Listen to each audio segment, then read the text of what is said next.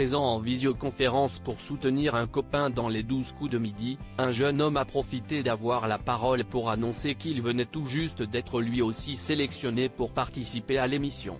CST, un moment insolite auquel les téléspectateurs des 12 coups de midi ont assisté. Ce lundi 23 octobre, Enzo, un candidat à la place de maître de midi, se présentait dans l'émission en compagnie de 3 de ses amis. Votre copain au milieu est explosé de rire depuis le début, a relevé Jean-Luc Reichmann, amusé par le comportement du jeune homme présent en visioconférence.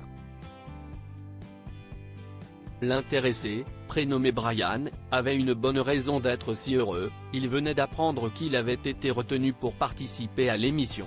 On m'a appelé il y a 20 minutes, Brian n'arrive pas à masquer sa joie d'être accepté au casting des 12 coups de midi. Intrigué par le comportement de l'ami de son candidat, Jean-Luc Reichmann a tenu à lui donner la parole. Je suis content. On m'a appelé il y a 20 minutes pour me dire que je suis sélectionné pour l'émission, a-t-il indiqué dans un rire. Une bonne nouvelle qui a créé la surprise sur le plateau des 12 coups de midi. CST improbable. On va se marrer la semaine prochaine, CST sympa, s'est exclamé l'animateur.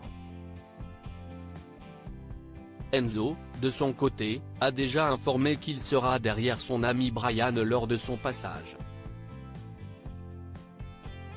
On espère que ce dernier fera mieux que le candidat du jour, éliminé dès la première manche après un duel perdu face à une autre candidate éphémère du programme. Les 12 coups de midi, rien n'arrête Emilien dans le jeu de Jean-Luc Reichmann.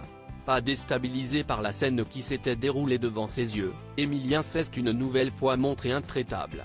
Le nouveau petit génie du jeu de TF1, arrivé dans le jeu le 25 septembre dernier et déjà détenteur d'une étoile mystérieuse, est une nouvelle fois sorti victorieux de l'affrontement du jour.